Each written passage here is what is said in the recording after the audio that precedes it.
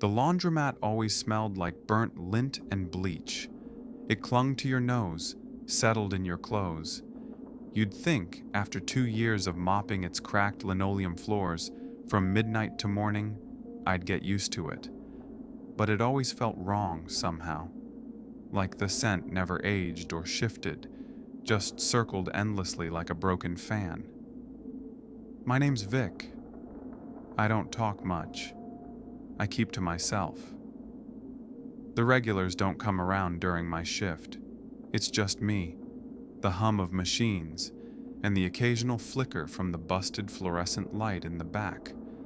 I guess I like it that way. It's quiet. No one to disappoint in the dead hours of the night. That night started like any other. Rain peppered the roof above in a slow rhythm, and I was halfway through scrubbing the gunk around the detergent dispensers when I felt something slip from my pocket.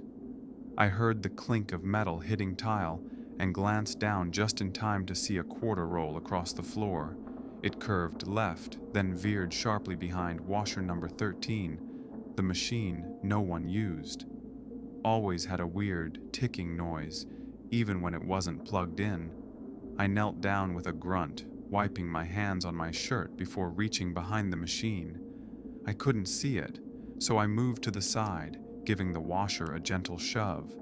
That's when I heard it, a hollow thud, like there was space beneath it. Curious, I pushed harder.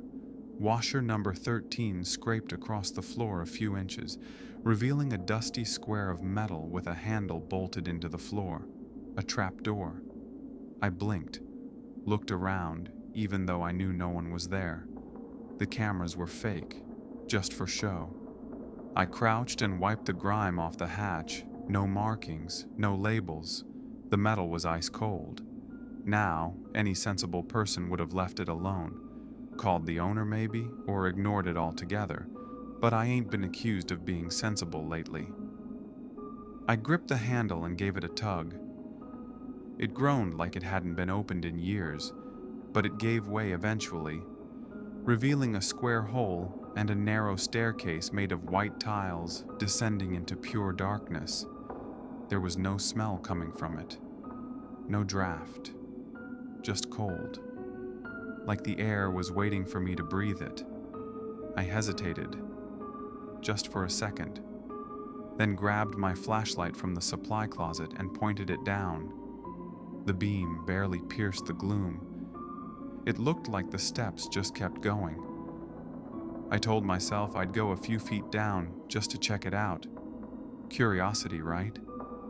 Each step echoed like I was descending into a swimming pool made of silence. The tiles were too clean, too perfect. No dust, no cobwebs. My flashlight flickered once. My fingers tightened around the handle. That's when I heard it. A faint hum, like electricity humming through a power line. Distant, steady, unnatural. I turned back, just for a second, but the hatch above me had already closed on its own. I reached the bottom of the tiled stairs after what felt like way too many steps. My knees ached. The flashlight flickered again, but the hallway at the base was already glowing faintly on its own. The light was wrong, though. Not yellow, not white. Something colder. Pale blue, like the color of a dead fish's eye. I stepped into a wide corridor, the walls covered in that same perfect white tile. Every surface looked clean, polished even. Too clean, like no one had ever touched this place, or maybe like someone cleaned it obsessively. There were no cobwebs, no dust, no smell. Only that constant hum, low and steady, like it was coming from the walls themselves. The corridor opened up into a massive underground station. I stopped and just stared for a minute. It was huge, far bigger than the building above could possibly support. There were tiled pillars rising into shadows, walls covered in cracked posters with peeling letters in languages I didn't recognize. An old-fashioned departure board hung above a central platform, its screen dark. At the far end, Train tracks vanished into a black tunnel. No trains, no benches, just emptiness. That humming sound got louder here, almost like a chant hiding inside electricity. Then, as I took a step forward, the schedule board buzzed and sparked to life. I jumped back. My flashlight dropped and clattered to the ground, spinning slightly before settling, its beam pointing at my feet. I picked it up with shaking hands and aimed it at the board. It began to type, one blinking letter at a time. Final boarding, platform 0. Then it stopped. I exhaled slowly, heart pounding in my ears. My name wasn't up there, not yet, but something about the phrase made my skin crawl. Platform 0? That wasn't even a thing, was it? Then, beneath the board, a small bench lit up from an overhead light I hadn't noticed before. Sitting right in the center was a yellowed paper ticket. I walked toward it slowly, each footstep echoing way too loud. When I got close, I saw my name. Vis C departure. Imminent destination, platform 0. I backed up, nearly tripping over my own feet. The ticket remained on the bench, like it was waiting. I turned in a circle, looking for anyone else, something. But there was nothing. Just that hum, and the sense that the place itself was watching me. Then I heard it. A long, low horn from deep in the tunnel. Not like a normal subway train. Slower. Sadder. A light bloomed in the black tunnel. Faint at first, then brighter, pushing shadows aside. Something was coming.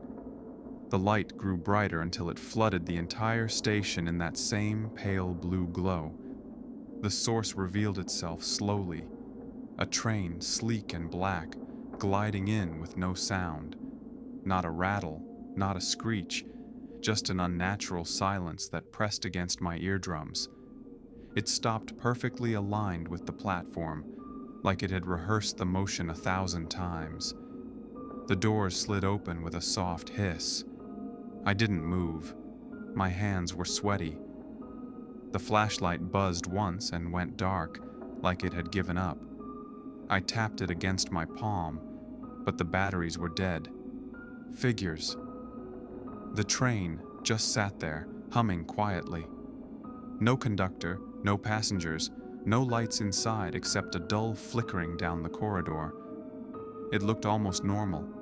Metal handrails, red seats, old safety posters, half torn from the walls. But the windows showed nothing but black outside, like the tunnel swallowed light. I stepped closer to the edge of the platform, still clutching the ticket. It felt warm in my hand now, like it was alive or reacting to something in me. I told myself I wouldn't get on. I'd just look inside, maybe shout, see if anyone was there. Maybe this was all some weird leftover set from an art exhibit or a prank show or something. I stepped through the doors. The air inside was cold, damp, and smelled faintly of bleach, the kind of industrial cleaner we used at the laundromat, mixed with something metallic, rust or blood, I couldn't tell. The lights above flickered to life as I walked further in. Each car I passed through was identical. Same layout, same torn posters, same weird silence. I passed 6 cars before I noticed something strange. My reflection wasn't showing in the windows. I stood still and waved my hand in front of one. Nothing. The seats and poles reflected fine, but me? Nothing. Then the whispering started. At first, I thought it was just the hum again, playing tricks on my ears. But no, these were voices. Dozens, maybe hundreds, muffled, overlapping, like hearing a crowded room through thick glass. None of the words made sense, but the tone did. They were begging. I tried to turn back. The door I came through was gone, replaced by another identical car. Vic. A voice, clear and soft, floated through the air. I froze. It was a child's voice. Familiar. Vic, don't leave me again. My stomach dropped. My skin went ice cold. It couldn't be. That voice. Emily? I said out loud, my voice cracking. There was no answer. Just the next door hissing open on its own, inviting me forward. The train began to move. No jolt, no screech, just motion. Smooth, endless motion through nothing. I grabbed a rail to steady myself and felt something wet. My palm came away red. The train lights flickered again. Someone was crying in the next car. The sound of crying was faint but clear. A soft, wet sobbing, like someone trying to muffle it under their breath. It pulled me forward, even as every muscle in my body screamed to stop.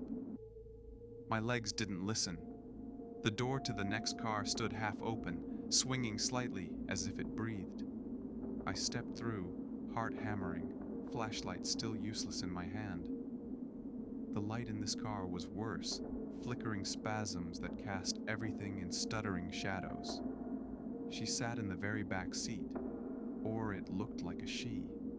A small figure, knees tucked up to her chest, face buried in her arms. Dark hair, tangled and soaked. Her dress was torn, stained with something black and shiny that didn't quite behave like blood. Emily? I said, voice low, afraid of what I'd hear back. The sobbing stopped. She didn't move. I stepped closer. Is it really you? The head slowly turned. Her face was wrong. Not mutilated, not gory. Just not hers.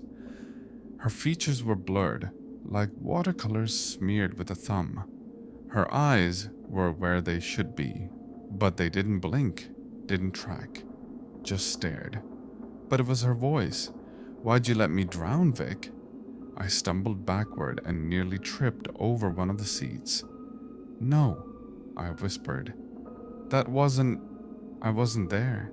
I didn't even know you went. You said you'd take care of me. I closed my eyes, shaking. The train rocked gently like it agreed with her. It wasn't my fault, I muttered. Then whose was it? She asked. When I opened my eyes, she was standing. Still small, still blurry-faced, but taller somehow. Like her bones stretched in the wrong places. Her hands dragged by her side, fingers twitching. I backed away toward the far door. I didn't leave you, I said. You wandered off. I looked for you for days. No, Vic, you forgot me. You washed me away. She stepped forward. The floor beneath her warped, tiles cracking and bubbling like boiling water.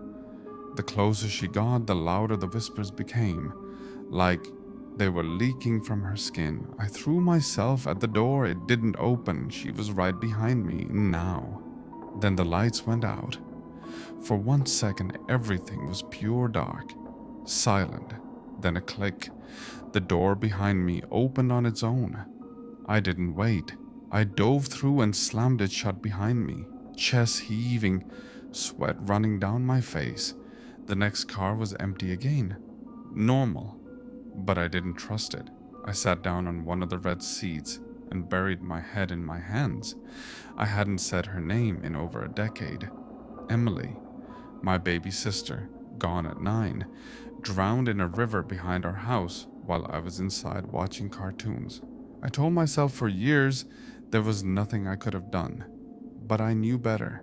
I was supposed to be watching her. Now, she was here, or something pretending to bag her here. I looked up. The window beside me no longer showed darkness. It showed rows of industrial washers spinning endlessly. My laundromat. The train was passing through it like it was a memory. And in one machine, something pale was pressed against the glass from inside. A face, smiling. I stared at that smiling face in the washer's glass until the machine blinked out of sight, swallowed by a wall of flickering lights. The window went dark again, and the train kept moving. The air grew warmer now, thicker, each breath like inhaling steam. The seat under me pulsed. I stood quickly, Something wasn't right. The red cushions were damp. I hadn't noticed before, but my jeans were sticking to the backs of my legs. I touched the seat, wet, but when I looked at my hand, there was no moisture. The train lights dimmed, and the whispers returned, louder this time. Not panicked or pleading like before, but angry. Voices pushing into my head, trying to say something all at once. I clenched my fists, trying to tune them out. I moved to the next door. It slid open easily. This car was different. No seats. Just tile. Walls, ceiling, and floor. All the same cracked white tile as the corridor above. Pipes ran along the ceiling, dripping something thick and yellow onto the floor. In the middle of the room stood a massive industrial washing machine, exactly like the ones upstairs. It churned slowly. I stepped closer. The door was glass. Inside, something floated, tumbling in slow circles. It was a janitor's uniform. Mine. And something was still in it. I could make out the shape of a body, slack and boneless, arms flopping with the spin. A set of keys clinked against the glass with every turn. I stepped back, heart slamming in my chest. "No," I whispered. "I'm not dead. I'm not." The door to the machine creaked. Slowly it opened on its own. Steam spilled out. The body spilled out with it, slapping onto the tiled floor like wet meat. I stumbled backwards and hit the wall. The figure raised its head. It was me. A soggy, pale version of me. Eyes open, mouth twitching like it wanted to speak but forgot how. It reached toward me, fingers curling like claws. "You don't belong up there," it said, but the voice didn't come from its mouth. It echoed from the walls, the floor, the very air around me. "You left the door open, Vic." The lights pulsed red. "You were supposed to seal it." "I didn't know," I gasped. "I just dropped a quarter. I didn't..." The thing lunged. I ran. I didn't look back, just threw myself into the next car, slamming the door behind me. The tiles on this car were warped, melting. The floor felt spongy under my feet. The train slowed. Out the window, I saw tiled stairs rising into a red haze, a new platform, and a sign. Platform 0. It had no end. The tiles stretched forever, cracked and dirty, flickering with strange shadows that didn't belong to anything. The doors slid open with a hiss. There was no turning back now. My foot hit the tile, and the world went silent. The second I stepped off the train, the hissing doors behind me vanished. Not closed, just gone. The whole train was gone. One blink, and it dissolved like fog in a fan. I was alone on platform 0, except I wasn't. The platform stretched forever, but I could see figures in the distance, shapes that didn't move quite right. Some limped, some dragged themselves. One crawled on all fours but in jerking, insect-like motions. They were far off but getting closer. I ran. My shoes slapped against the wet tile. I passed old signs bolted to cracked pillars, some in English, some in symbols I couldn't recognize. Every few feet, there was a broken vending machine, humming low, dispensing nothing. Then I found the mirror. Just one, standing in the center of the tile path, like someone had placed it there on purpose. Tall, full-length, ornate gold frame, totally out of place. But the reflection wasn't mine. The man in the mirror was in the same janitor's uniform, same blood-stained collar, but his face was tired, bruised, and eyes full of something I didn't want to name. Behind him, in the reflection, was the laundromat, perfectly intact, late-night neon buzzing. I touched the glass. It rippled. "Take it," a voice whispered behind me. I spun. No one. Just one of the figures now closer. I could see its face, or what used to be one. Stretched mouth, eyes gone. The skin was paper thin and trembling. Its jaw unhinged slowly, and out came a rattling sound like quarters spinning in a tin can. The voice came again. "Take it, Vic." From the mirror, a hand emerged. My hand. It held a mop, the same one I used every night at the laundromat. Only now the mop's handle was bone. The cloth at the end? Not cloth. Hair. Long and soaked, strands clinging to the floor, dripping dark.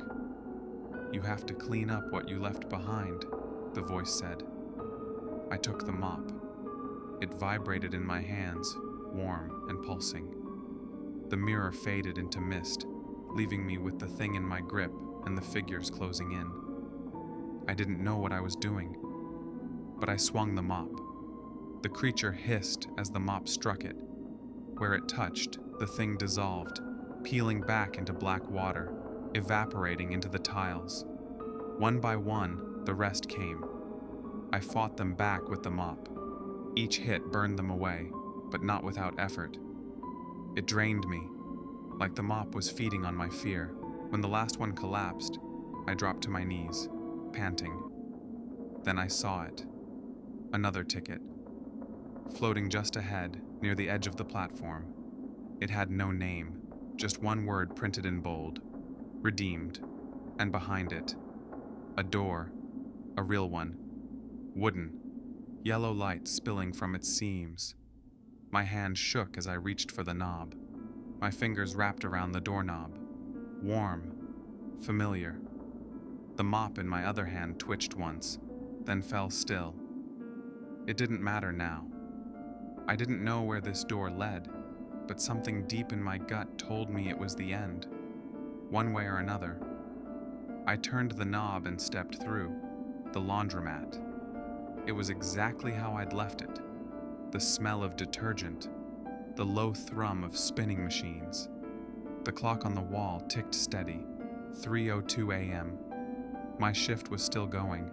Had I even left? But the quiet wasn't right. The washers were too loud. Their cycles thumped like heartbeats. I glanced around. Everything looked normal. But in the reflection of the glass doors, I saw something else. A man. Me. But he wasn't moving. Standing in the middle of the floor, mop in hand, staring directly at me. I spun around. Nothing. I was alone. But when I looked back at the reflection, he was still there. Then he blinked and smiled. "Vic." The voice came from everywhere. The ceiling, the floor, inside my skull. "You left the door open. You started the cycle. It must finish." "I didn't know," I said. My voice cracked. "You do now." I backed away from the machines. They're spinning louder now, shaking the floor. The smell of soap turned acrid, like bleach and rot. One washer door burst open and something spilled out. A leg, then a head. My own face, waterlogged and grinning. I ran to the breaker box, ripped it open, slammed every switch down. The lights flickered, but didn't go out. The machines kept spinning. "You're part of the cycle now," the voice said. I screamed and grabbed the mop. It was in my hands again. I didn't even remember picking it up. I swung it at the machines. One cracked. The glass shattered. Water poured out.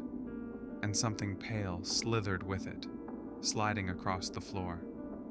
"You can't clean what you've buried, Vic." More washers burst open. Figures crawled out. Emily. My soggy double. The woman from the train with no face. All of them whispering. "You forgot us. You abandoned us. You left the door open." I dropped the mop. "No," I said. "Not again."